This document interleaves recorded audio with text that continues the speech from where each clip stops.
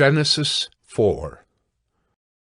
Now Adam knew Eve, his wife, and she conceived and bore Cain, saying, I have gotten a man with the help of the Lord. And again she bore his brother Abel.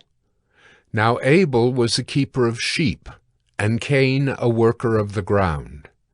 In the course of time, Cain brought to the Lord an offering of the fruit of the ground, and Abel also brought of the firstborn of his flock and of their fat portions.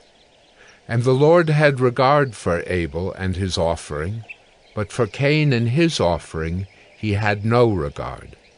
So Cain was very angry, and his face fell. The Lord said to Cain, Why are you angry? And why has your face fallen? If you do well, will you not be accepted? And if you do not do well, sin is crouching at the door. Its desire is for you, but you must rule over it. Cain spoke to Abel, his brother. And when they were in the field, Cain rose up against his brother Abel and killed him. Then the Lord said to Cain, Where is Abel, your brother? He said, I do not know. Am I my brother's keeper?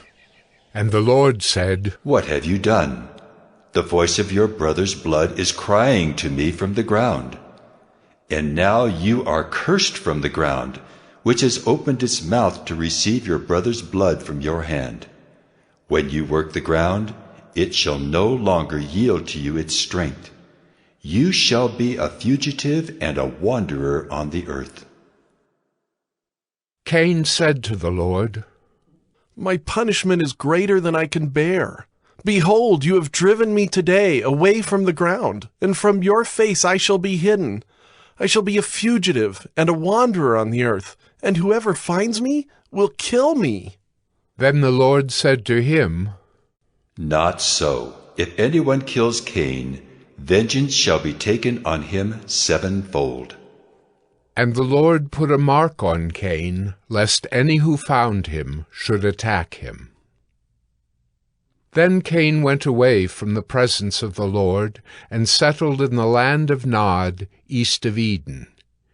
Cain knew his wife, and she conceived and bore Enoch.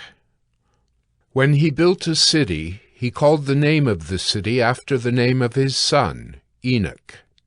To Enoch was born Irad, and Irad fathered Mehujael, and Mehujael fathered Methushael, and Methushael fathered Lamech. And Lamech took 2 wives. The name of the one was Adah, and the name of the other Zillah. Adah bore Jabal.